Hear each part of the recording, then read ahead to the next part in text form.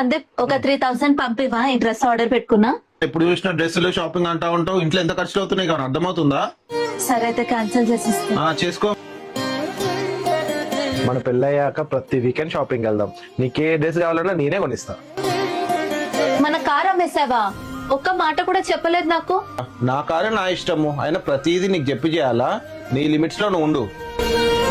ఏమైనా సరే డెసిషన్ మాత్రం మన ఇద్దరం కలిసే తీసుకోవాలి, అది ఎంత చిన్నదైనా సరే. ఆ పని చూసుకోవడము, ఆఫీస్ పని, ఇంటి పని 3 మేనేజ్ చేయాలంటే చాలా స్ట్రెస్ అవుతుంది సందీప్. అందుకే కొంతకాలం బ్రేక్ తీసుకోవాలనుకుంటున్నా. హౌస్ లోన్ ఉంది, కార్ లోన్ ఉంది, ఇవన్నీ ఒక్కడితో అంటే మేనేజ్ అవ్వడం చాలా కష్టము. ఏదోలా మేనేజ్ చేసి నువ్వే జాబ్ చేయాల్సిందే. పెళ్ళయ్యాక నువ్వు జాబ్ చేస్తావా చేయవా అది కంప్లీట్లీ నీ డెసిషన్ తోని. నువ్వు హ్యాపీగా ఉండడమే నాకు కావాలి. ఇంతసేపు టీ పెట్టడానికి గంట నుంచి అడుగుతున్నాను. అయిపోయిందండి 2 minutes. నువ్వేం టెన్షన్ పడకు, ఏ పనైనా సరే ఇంట్లో ఇద్దరం ఈక్వల్ గా షేర్ చేసుకుందాం.